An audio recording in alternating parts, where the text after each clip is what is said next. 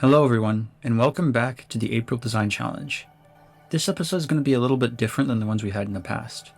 In the past, I've had a video and narrated over it about everything that I've done and my overall goals for the project. And while I still hoped for this video to be informative in some way, I'm not going to be doing the narrating on this one, as it's not really feasible for me to narrate over every single video and still get these out in a timely manner. It just takes too much effort to write the scripts, to record the audio, and to put in all this effort on top of not only making the designs and the levels in Geometry Dash. The format this is going to take instead is a speed build. So before we do that, I'm going to go over my overall goals for the project and what I hope to accomplish based off the colors I was given. And then we're just going to get into the speed build, and you aren't going to hear me talking. There's just going to be some music and time lapse. First and foremost, I generated the colors, and what I saw was a palette of reds, yellows, and oranges, so very warm colors, and then one blue. Now this kind of caught me off guard a little bit because I felt very comfortable working with the yellows and the oranges and the reds, but to throw in one cool color in the midst of all of that was certainly going to make for a challenge. The first thing I wanted to do, as always, was to think of a good concept, so I got to work on pen and paper, as always. Now, I knew when I saw the warm colors that I was going to have to do something warm. You might see on this paper that I actually debated trying to pull off a concept typically associated with cool colors while only using warm colors, which I think would have made for a very interesting final product, but I also think that I wouldn't have been able to execute it properly. So in the end, what I decided was to make a concept based around a sunset. The purple and the red really just kind of carried that vibe of the sun just barely dipping below the horizon, the reflections on the bottoms of the clouds, and I knew that I could probably pull it off and still find a way to incorporate that blue, especially if I made it in an abstract style. So as you can see here in my concept, I came up with the idea of large circles divided exactly in half, concentric and expanding, slowly forming a gradient almost from the lightest color to the darkest.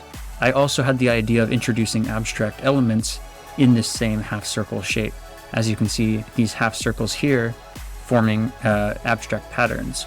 Now, this concept wasn't entirely thought out, as you can see, but I did have the general ideas of what I wanted, which were clouds, birds, circles, and the sun, all carried out in an abstract style. And so with that, I felt that I had enough to get into the editor. You will see, however, that a lot of things changed along the way, and I'm just going to let you explore that for yourself here in this time lapse. And so I'm going to go silent here for a second, but I will be back at the end to conclude and talk about the final product. I hope you enjoy the time lapse.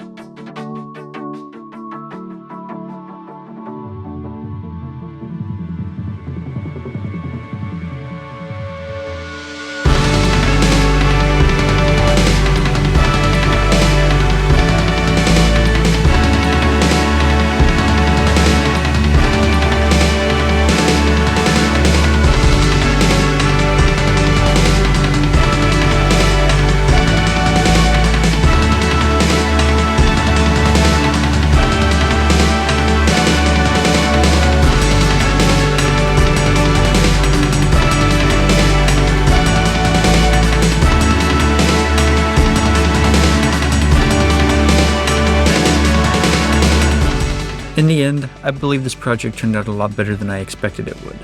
At the beginning, I was having quite a few issues with trying to make it look how I wanted and how I envisioned, but by the end, I feel like I made sure it all came together, and it might even be my favorite design I've done so far, which is surprising to me. I hope you guys enjoyed the final result as much as I did. Now, for the teaser for next week, the one-word prompt will be cherry. Once again, interpret that how you will. Well, that's all I have for you guys today.